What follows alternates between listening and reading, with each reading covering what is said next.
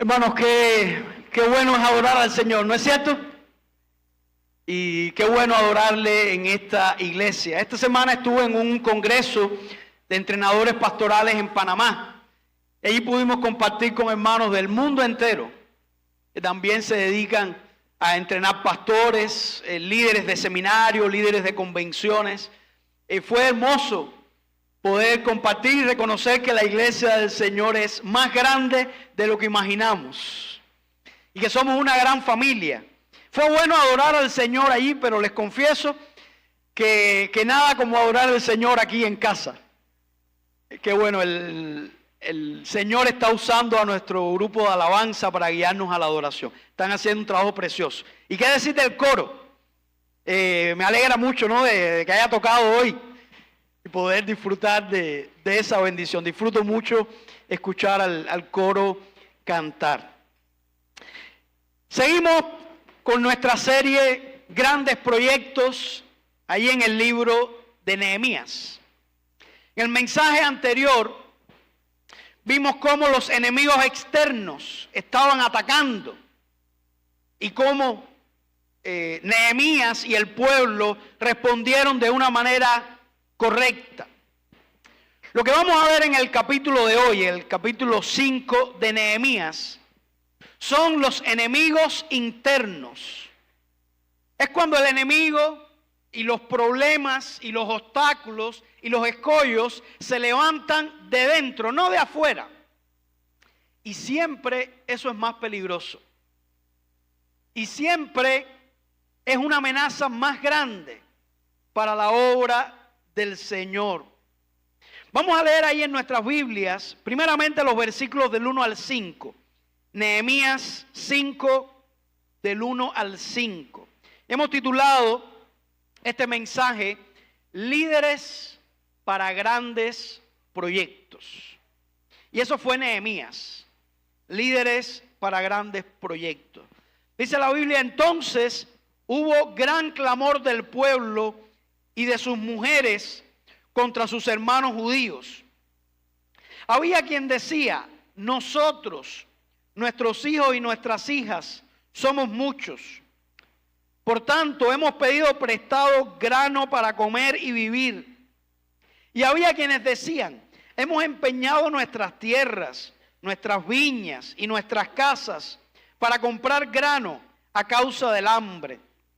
Y había quienes decían, hemos tomado prestado dinero para el tributo del rey sobre nuestras tierras y viñas. Ahora bien, nuestra carne es como la carne de nuestros hermanos, nuestros hijos como sus hijos. Y es aquí que nosotros dimos nuestros hijos y nuestras hijas a servidumbre, y algunas de nuestras hijas lo están ya. Y no tenemos posibilidad de rescatarlas, porque nuestras tierras y nuestras viñas son de otros. Vamos a orar. Padre, gracias por tu palabra. Gracias porque en ella encontramos instrucción para todas las circunstancias de la vida. Gracias por la oportunidad de adorarte en tu casa en esta mañana. Estamos suplicando que tu palabra sea de bendición para cada uno de mis hermanos y también para aquellos que aún no han puesto su confianza en ti. Oramos en el nombre de Jesucristo. Amén, Señor. Aquí vemos un gran problema que se presentó en Jerusalén entre los judíos en este tiempo. Había una crisis económica. Algunos comentaristas piensan que pudo haber existido una sequía que provocó una hambruna. El pasaje mismo dice que el rey había pedido tributo. Es posible que el rey hubiera aumentado el tributo. Y había hermanos que no tenían muchos recursos. Habían judíos que no tenían muchos recursos. De tal manera que tuvieron que pedir prestado. Y algunos que tenían mejores condiciones económicas empezaron a prestar con intereses, lo que se conoce como la usura. Y empezaron a aprovecharse de la necesidad que tenían algunos. De tal manera que había hermanos del pueblo que habían perdido sus casas, sus tierras, sus propiedades, incluso sus hijos. Los habían tenido que dar a servidumbre por causa del hambre. Y eso paralizó la obra. La reconstrucción del muro, aquel gran proyecto. Y estos hermanos se levantaron. Y lo que vemos aquí es una especie de huelga o de reclamo. Esto no es correcto. ¿Por qué tenemos que padecer esto? Hemos perdido a nuestros hijos. Ya hemos perdido nuestras propiedades. No tenemos cómo rescatarlos. Eso era un gran problema. El egoísmo, la avaricia, había provocado eso. Eso era un enemigo interno. La obra se paralizó. La pregunta es, ¿qué hacer? Muchas veces nosotros no podemos evitar que los problemas vengan. Y los problemas siempre van a venir. Los obstáculos, los grandes proyectos van a encontrar enemigos externos y enemigos internos. Así también la iglesia del Señor. Hay veces que encontramos la persecución externa que generalmente le hace bien a la iglesia. Porque une a la iglesia, purifica a la iglesia. La mayor amenaza es cuando, como en esta historia, los enemigos vienen de adentro. Los problemas surgen del seno de la congregación. Y eso es lo que algunas veces el enemigo, con mayúscula, trata de hacer. Y trata de crear división y trata de crear problemas. Entonces no podemos evitar que los problemas vengan. La pregunta es cómo respondemos a ellos. ¿Cómo respondemos ante la crisis, ante las dificultades económicas, ante la avaricia? Por cierto, esta historia nos muestra la vigencia de la Biblia. Los mismos problemas que hoy vivimos. Problemas económicos, problemas de hambre, problemas de avaricia, problemas de egoísmo. Las mismas cosas que el mundo enfrenta hoy. Eso no es nada nuevo. Eso no trae una enseñanza nueva. Lo que tal vez nos trae una enseñanza nueva, como decíamos, es la manera en que Nehemías respondió a esta situación. Y es una evidencia más de que Nehemías fue un líder paradigmático. Sin dudas ejemplar.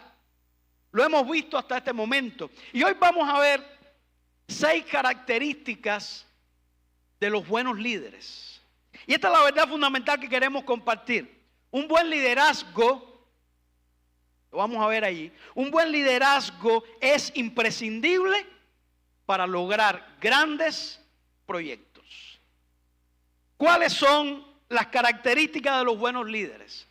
Según esta historia podemos ver en primer lugar que los grandes líderes son sensibles a los problemas. Bueno, esa imagen que encontré muestra a alguien hipersensible, ¿no? Pero de alguna manera refleja lo que nos dice el versículo 6. ¿Qué sucedió con Nehemías? Dice, y me enojé en gran manera. Por eso pusimos esa imagen, ¿no? Tal vez esa fue la reacción de Nehemías. No fue un enojo cualquiera. Él se enojó en gran manera cuando oí su clamor y estas palabras. ¿Con quién se enojó Nehemías? Bueno, lo vamos a ver en el resto de la historia. Se enojó con aquellos judíos que estaban aprovechándose de la miseria de sus hermanos.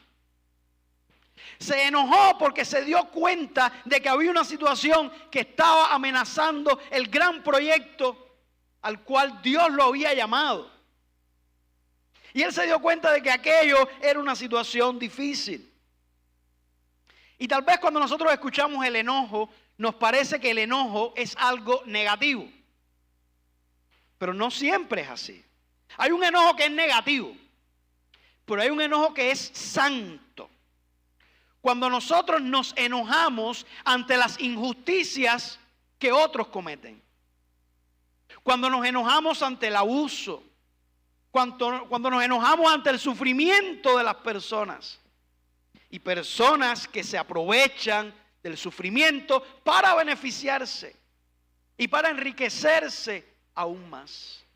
También el enojo cuando nos damos cuenta de que el enemigo quiere destruir una obra preciosa. Ese enojo es santo. La Biblia enseña que Jesús se enojó. Por ejemplo, cuando trajeron a un hombre que tenía la mano seca, ahí en Marcos capítulo 3. Y estaban los líderes religiosos acechándolo a ver si él lo sanaba o no. Y Jesús les preguntó si era lícito sanar en el día de reposo. Y ellos callaban. Y dice la Biblia que Jesús los miró con enojo al ver la dureza del corazón de ellos. Jesús se enojó. También cuando purificó el templo, precisamente en una circunstancia parecida a la historia que estamos viendo hoy. ¿Por qué? Porque había personas en el templo vendiendo, por supuesto, a precios más elevados. Ahí las ovejas que había que sacrificar, las palomas, cambiando dinero y aprovechándose de la necesidad y la miseria, incluso haciéndolo en el propio templo. Y Jesús se enojó muchísimo y viró aquellas mesas y sacó a las personas y le dijo: mi casa será llamada casa de oración y ustedes la han convertido en cueva de ladrones. Eso es un enojo santo. Ahora, algunas veces nosotros nos enojamos por razones egoístas, porque algo no me gusta a mí, porque algo no me molesta a mí. Y esas son las motivaciones. En lugar de enojarnos por la injusticia, por el dolor de otras personas, por el sufrimiento que tienen otras personas. Entonces, los grandes líderes, los buenos líderes, son sensibles a los problemas de los demás. Nehemías hubiera podido decir como líder: ese no es mi asunto. Si ustedes no tienen dinero, ese no es mi problema. Resuelvan ustedes como puedan. Yo voy a ver cómo sigo construyendo el muro. Nehemías fue sensible ante el problema de sus hermanos. Los escuchó. No los atacó. No se defendió. No les impuso una mano dura. Él entendió que había un problema que había que enfrentar. Y se enojó. Así que podemos decir que fue sensible. Pero en segundo lugar, vemos que los buenos líderes meditan antes de actuar. Miren qué precioso lo que dice el versículo 7. Entonces lo medité. Antes de tomar cualquier acción, dice que Nehemías meditó. Lo que nos sucede muchas veces cuando nos enojamos, y el problema no está con el enojo, es cómo manejamos el enojo. Es cómo respondemos ante el enojo. Algunas veces respondemos impulsivamente. Por eso dice la Biblia: airaos.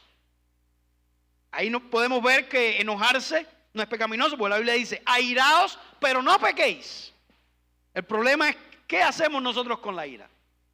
Nehemías no respondió inmediatamente, sino que fue sensible, se enojó y él meditó, pensó.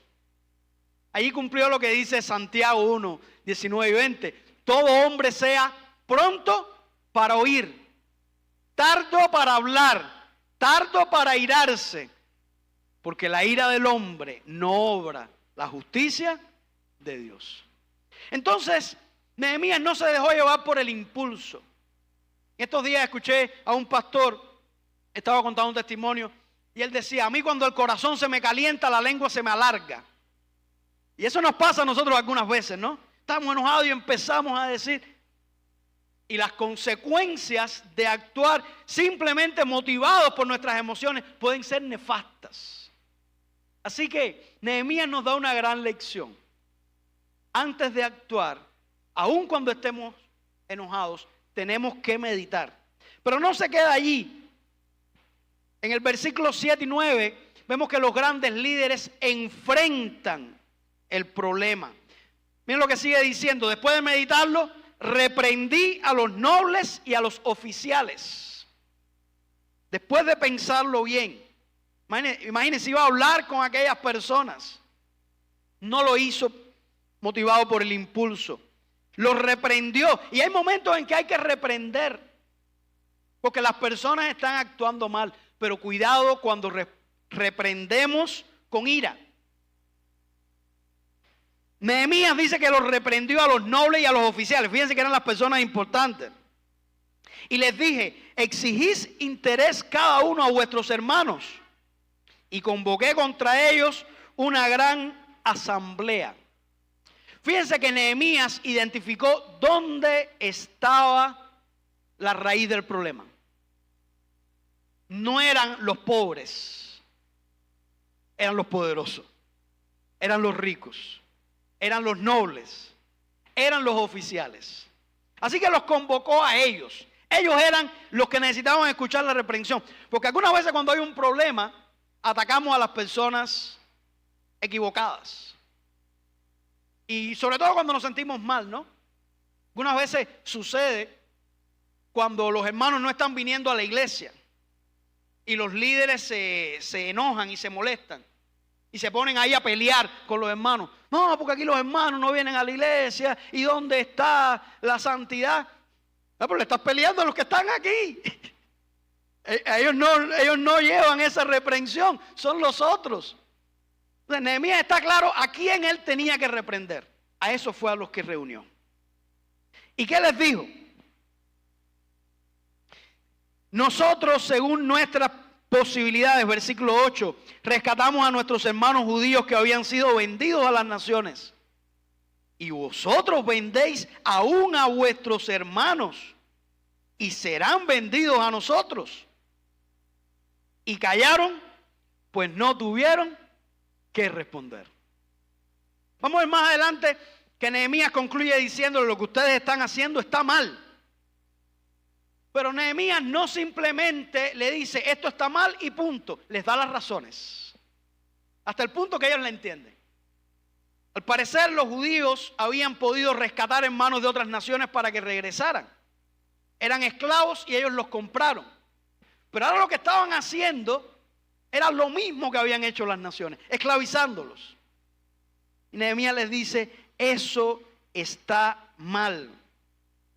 Versículo 9, y dije, no es bueno lo que hacéis, no andaréis en el temor de nuestro Dios para no ser oprobio a las naciones enemigas nuestras.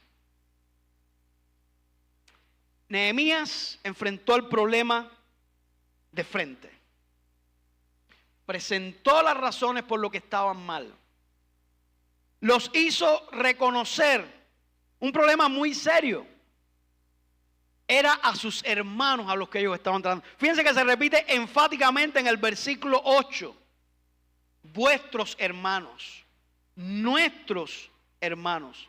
Ellos estaban haciendo lo mismo que las naciones. Y algunas veces juzgamos a otros, juzgamos al mundo. Pero algunas veces nosotros hacemos lo mismo o peor. Así que Nehemías lo confrontó con eso. Algunas veces también hay personas que nos dicen a nosotros los cristianos,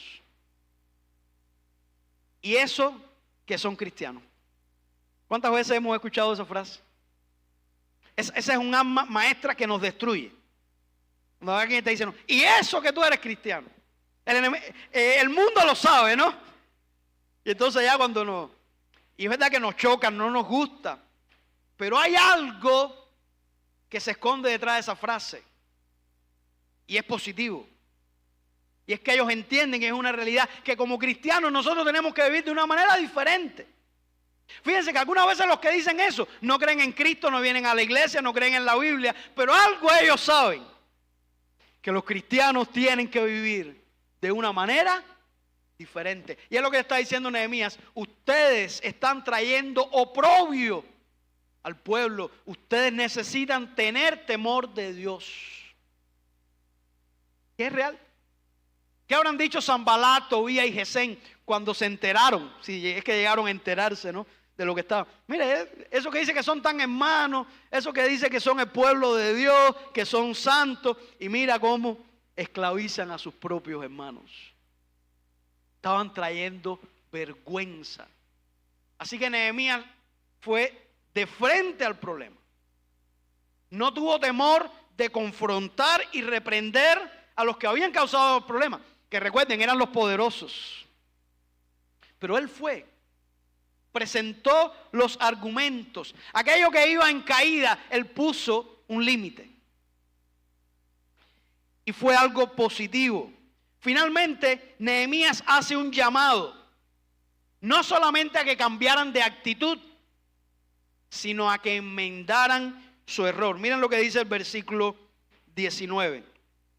Os ruego que les devolváis hoy sus tierras, sus viñas, sus olivares y sus casas, y la centésima parte del dinero, del grano, del vino y del aceite, que demandáis de ellos como interés. Dice el versículo 12. Y dijeron, lo devolveremos. Qué tremendo. Aquellas personas entendieron las razones, entendieron los argumentos. Dijeron, lo devolveremos y nada les demandaremos. Haremos así como tú dices. Entonces convoqué a los sacerdotes y les hice jurar que harían conforme a esto. O sea, Nehemías no solamente se quedó con la palabra de Dios y dice, ustedes están haciendo un pacto. Bueno, delante de los sacerdotes, delante del Señor, ustedes van a hacer este compromiso. Y así fue. Felizmente, ellos pudieron cambiar de actitud y pudieron enmendar lo que habían hecho mal. Pero hay una característica más, o hay algunas características más, que llama la atención de Nehemías y nos muestra que los grandes líderes reconocen sus errores. Miren lo que dice el versículo 10 en la primera parte. También yo y mis hermanos y mis criados les hemos prestado dinero y grano. ¿Vieron eso? También Nehemías, su familia, los criados de Nehemías, de alguna manera habían participado de ese préstamo con intereses, tal vez sin darse cuenta de las implicaciones que eso tenía. Y es tan impresionante. Nehemías, que es el que tenía la plataforma, tenía el micrófono, tenía los medios de comunicación en sus manos. A diferencia de lo que hacen la mayoría de los líderes de este mundo, en lugar de esconder su pecado, de culpar a los demás, a otros nobles y a otros oficiales, él dice, nosotros también hemos participado. Nos hemos equivocado. Hemos actuado mal. Qué hermoso, qué importante es cuando nosotros podemos reconocer nuestros errores.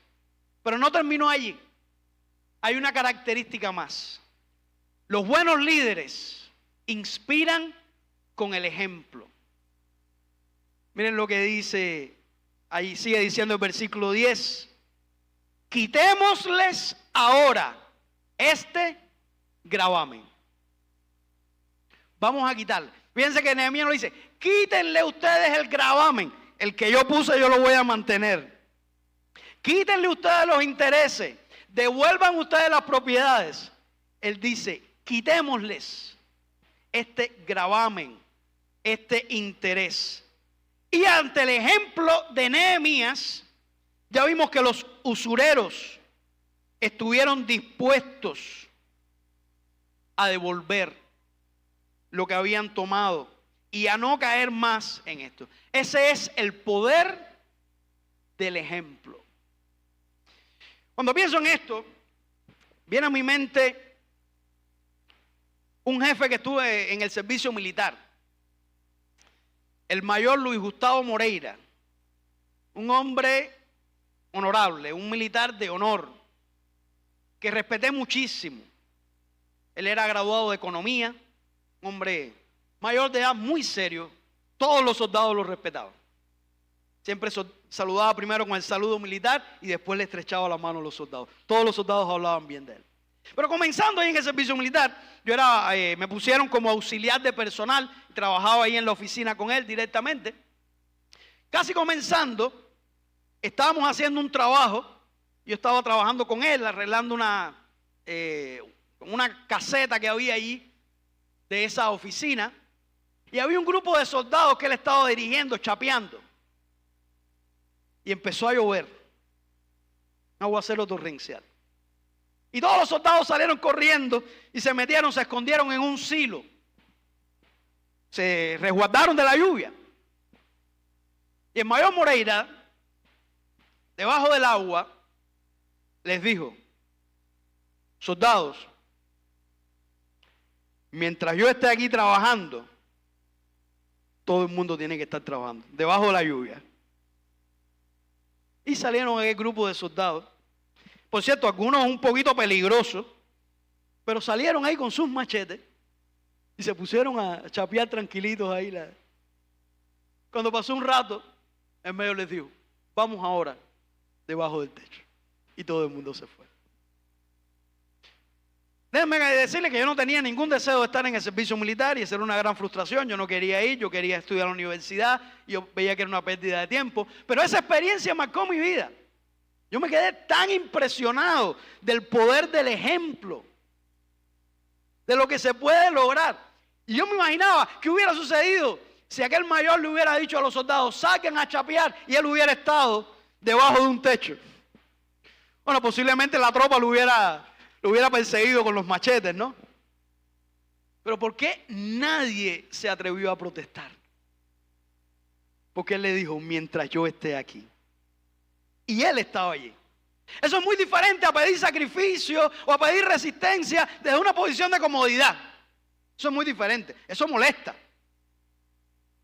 Pero Nehemías les predicó con el ejemplo.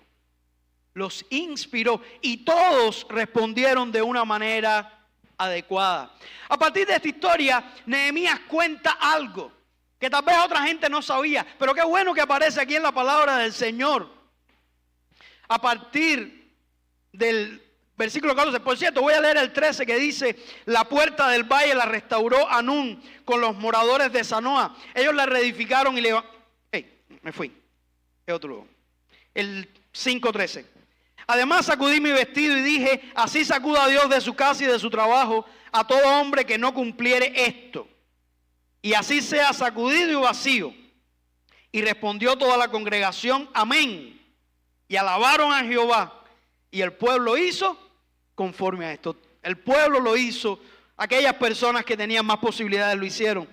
Dice el versículo 15: pero los primeros gobernadores que fueron antes de mí abrumaron al pueblo y tomaron de ellos por el pan y por el vino más de 40 siclos de plata. Y aún sus criados se enseñoreaban del pueblo. Pero yo no hice así a causa del temor de Dios. Aquí cuenta Nehemías qué había pasado con los gobernadores antes de él.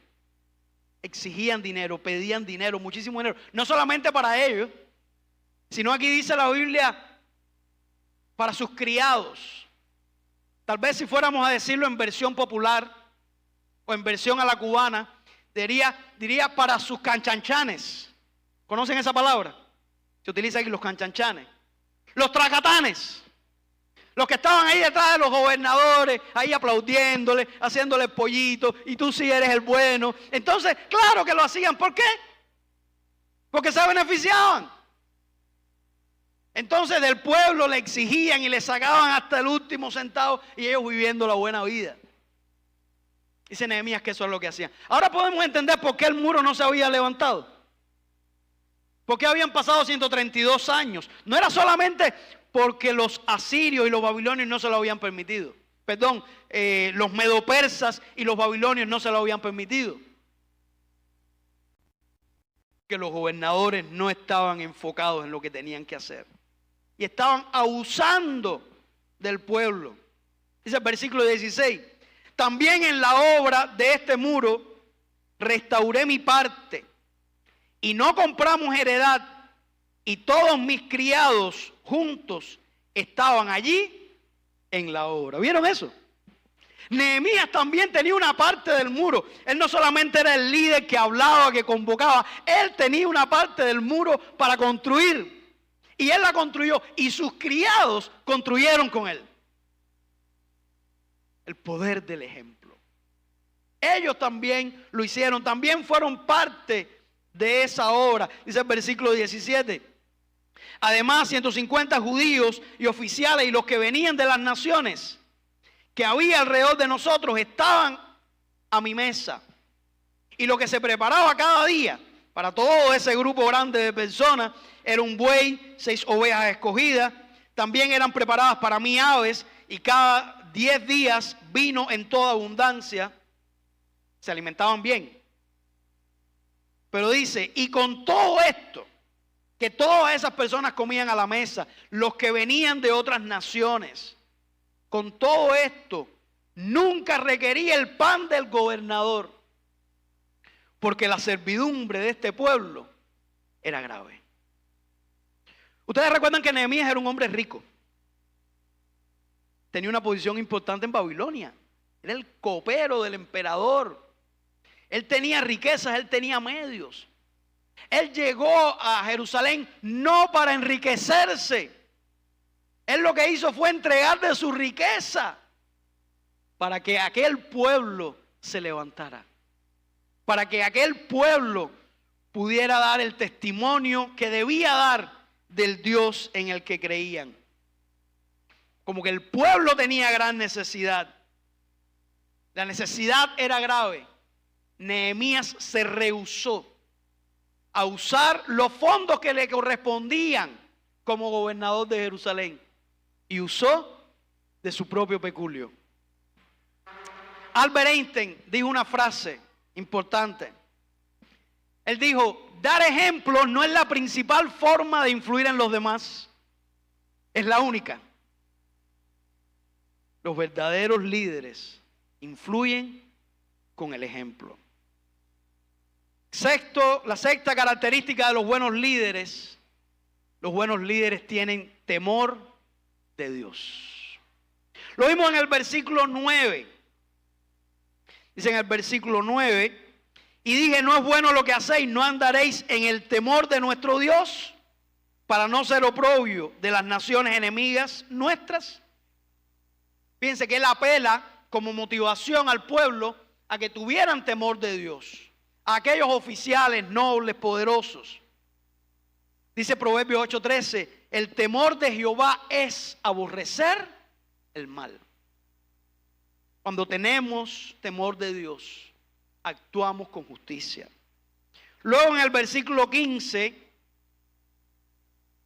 cuando está hablando, allí Nehemías dice, pero los primeros gobernadores que fueron antes de mí abrumaron al pueblo, tomaron de ellos por el pan y por el vino, y aún sus criados se enseñoreaban del pueblo, pero yo no hice así. ¿Cuál era la razón? ¿Cuál era la causa? A causa del temor de Dios. ¿Por qué Nehemías no se aprovechó? No exigió tributos para él. No buscó enriquecerse. Por una sola razón. Él tenía temor de Dios. No le preocupaba lo que pensaran las otras personas del pueblo. No le preocupaba lo que pensara el emperador. Le preocupaba lo que pensaba Dios. ¿Qué significa tener temor de Dios? Significa tenerle miedo, tenerle pánico, tenerle terror. Temer a Jehová es reconocer que Él es santo. Reconocer que Él es justo. Reconocer que Él está en todos los lugares, es omnipresente. Reconocer que Él todo lo sabe, Él es omnisciente. Algunas veces cuando no tenemos temor de Dios y tenemos temor de los hombres, es fácil escondernos de los hombres. Hay muchas cosas que nosotros podemos escondernos de los hombres. Los hombres no están en todos los lugares. Así que cuando estamos lejos de las personas que nosotros tememos, entonces nos sentimos a gusto para actuar. O cuando estamos en medio de la oscuridad. Pero ¿saben qué dice el Salmo 139? Dice el salmista, ¿a dónde miré de tu espíritu? ¿Y a dónde huiré de tu presencia? Si subiera al cielo, ahí estás tú. Si fuera al Seol, ahí está tu presencia. Si tomara las alas del alba y fuera hasta el otro extremo del mar, allí también tú estás. Allí también me puede asir tu diestra. Mira lo que dice, ciertamente las tinieblas no encubrirán.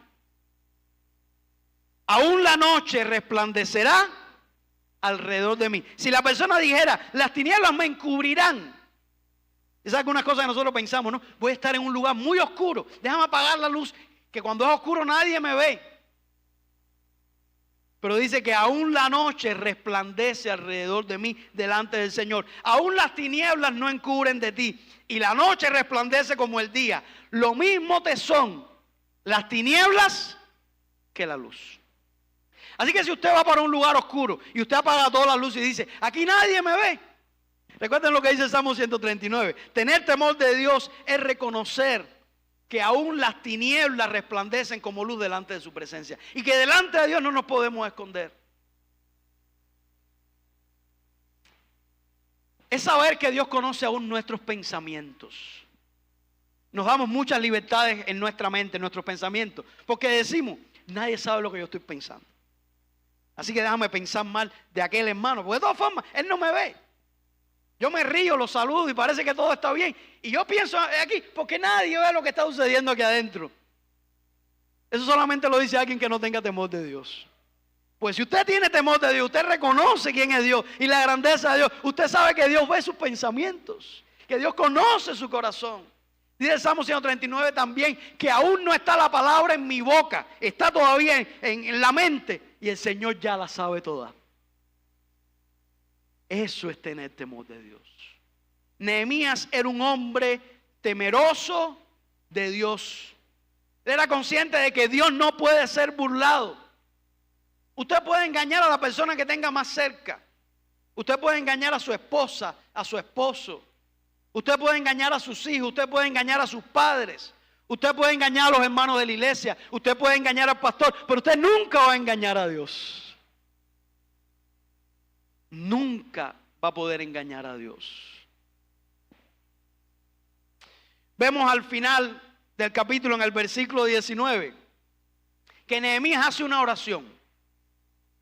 Acuérdate de mí para bien, Dios mío, y de todo lo que hice por este pueblo. Cuando leemos esta oración, recuerden que Nehemías era un hombre de oración, constantemente por todos los motivos estaba orando. Esta oración pudiera sonar egoísta, porque dice acuérdate de mí. Pudiera sonar como orgullosa, él estaba orgulloso de lo que había hecho. Pudiera sonar como alguien que está confiando en sus propios méritos para ganar algo de Dios. Y eso lo pudiéramos interpretar si no conociéramos la vida de Nehemías y no conociéramos el contexto. También podemos interpretarla de otra manera. Como alguien que teme a Dios y que desea la bendición de Dios. Él no está buscando beneficio en lo que él pueda resolver por atrás. En lo que pudiera quitarle a sus hermanos. En lo que pudiera darle el emperador. Él, como un hombre que teme a Dios, sabía que la bendición venía del Señor. Por eso él dice, Señor, yo he hecho todo esto. Lo único que quiero es que tú te acuerdes de mí. Y qué bueno que nosotros podamos desear eso, mis hermanos. Antes de buscar cualquier bendición de este mundo, desear por encima de todo que Dios nos bendiga. No la bendición que viene de la injusticia, o de la usura, o del egoísmo, o de dañar a otras personas, o de mentir. Es la bendición que viene de hacer las cosas como Dios quiere. La bendición que viene cuando nosotros no nos preocupa otra cosa que glorificar el nombre de Dios. La bendición que viene cuando nosotros estamos dispuestos a dar lo que tenemos por tal de que el nombre de Dios sea glorificado. Por eso es una buena oración. Es la oración de alguien que teme a Dios, que reconoce la grandeza de Dios, el poder de Dios también para bendecirnos. El saber que si yo vivo según su voluntad, Él va a tener cuidado de mí. Y no importa que yo tenga que dar mi riqueza, aún para beneficio del pueblo. No importa, porque mi confianza no está en la riqueza. Mi confianza está en la bendición de Dios. Que no se agota, que siempre está allí. Hemos visto las características de los grandes líderes. 6 características. Son sensibles a los problemas de aquellas personas que están guiando. Meditan antes de actuar. Enfrentan el problema. Reconocen sus errores. Inspiran con el ejemplo. Y tienen temor de Dios. Qué bueno que nosotros podamos aplicar estos principios a nuestra iglesia hoy. Déjenme decirle que hay algo que me gusta mucho de esta iglesia. Hay muchas cosas que me gustan. Pero una de las cosas que me gustan es que esta es una iglesia generosa. Una iglesia que ayuda a los necesitados. Se hace desde la iglesia, desde los diezmos y ofrendas que se recogen. Y una cantidad importante se dedica a ayudar a los necesitados. Pero yo sé que los hermanos de aquí, porque me consta, están pendientes y ayudan y sirven. Qué bendición, mi hermano. Así es como tiene que ser. Eso es un testimonio positivo para el mundo. Estamos viviendo en tiempos de grandes necesidades. Y tenemos que ayudar, especialmente a nuestros hermanos. Hay veces que debemos ser cuidadosos, no con nuestros hermanos. Pero sabemos que no siempre el que más pide es el que más necesita. Muchas veces el más osado, ¿no? Personas que ahora se dedican a pedir en los semáforos. Y estos días en el semáforo de La Palma había una persona que yo no sé cómo no le daba pena. A todos los carros que paraban le pedían. Y el hombre tenía un busto de dinero en la mano. Yo decía, ¿cómo no le daba pena? Casi que yo le pido al hombre que me diera algo, ¿no? No es por pedir. Y sabemos que hay personas que piden no porque necesitan comer. Piden para tomar, piden para fumar. Y eso no es bueno. Pero nosotros como iglesia, mis hermanos, debemos estar al tanto, pendientes, como lo estamos, y no perder ese espíritu. Eso es una fortaleza. Debemos hacerlo. Nehemías era un hombre rico que dejó su posición de riqueza para bendecir a su nación. Al contrario de otros que son pobres y llegan a posiciones de liderazgo para enriquecerse y beneficiarse. Cuando nosotros miramos esta historia, nos damos cuenta también de por qué Dios usó a Nehemías para reconstruir ese muro. La actitud de Nehemías fue clave. Lamentablemente hay personas que explotan a los demás, pero Nehemías no fue así. Y eso nos recuerda a nuestro mayor ejemplo de líder, que no es Nehemías. Nehemías fue un líder espectacular, excepcional, paradigmático. Pero nuestro ejemplo supremo de líder no es Nehemías. Nuestro ejemplo supremo de líder es Jesucristo. Que dice la Biblia que en un momento, cuando los discípulos estaban discutiendo acerca de quién era el mayor, Jesús hizo un alto en el camino y les dijo: los gobernantes se enseñorean de las naciones y los que ejercen autoridad abusan de las personas que están bajo su liderazgo. Mas no será así entre vosotros. Pero dice algo más. Porque el Hijo del Hombre no vino para ser servido. Cristo es el Hijo del Hombre. Y si hay alguien que merece ser servido en este mundo, es Jesucristo. Él es el Creador, Él es el Rey de Reyes, Él es el Señor de Señores, Él es el dueño de todo. Él es el que está por encima de todo. Él es el Dios fuerte, el Dios soberano, el Dios de amor y de misericordia. Él merecía ser servido, pero Él vino a este mundo, dice, no para ser servido, sino para servir y dar su vida en rescate por muchos. Ese es nuestro líder. Ese es el líder más grande de todos los tiempos. Dice también la Biblia que Él, siendo rico, y eso es lo que nos recuerda a Nehemías, porque fue lo que hizo de Jesús. Él, siendo rico, se hizo pobre para que nosotros, con su pobreza, fuéramos enriquecidos. Qué bueno que nosotros podamos poner nuestros ojos en Cristo.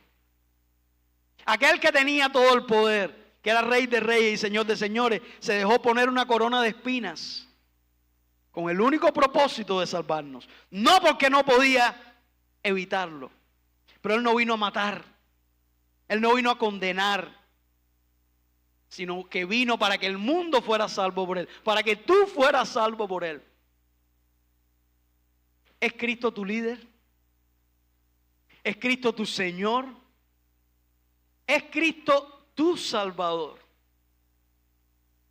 Si hay alguien en este lugar que todavía no ha puesto su confianza en Jesucristo, yo quiero invitarte a que tú entregues tu corazón a Él. Los que estamos aquí, yo creo que la gran mayoría ya hemos entregado nuestra vida al Salvador. Él es nuestro líder. Él es nuestro ejemplo. Alguien que tenía todo el poder para matar. Alguien que tenía todo el poder para destruir. Pero que vino a entregar su vida. Como dijo Cristo, a mí nadie me quita la vida. Yo la pongo. Él estuvo dispuesto a dejar su trono. De la misma manera que Nehemías dejó su trono allí en el imperio medo-persa. Dejó el centro del imperio para venir a una ciudad destruida y levantarla. Asimismo, Cristo dejó su trono de gloria para venir a este mundo destruido por el pecado, destruido por el egoísmo, destruido por la avaricia, destruido por la usura. Y fue a la cruz para salvarte. No hay mejor líder que puedas tener en tu vida.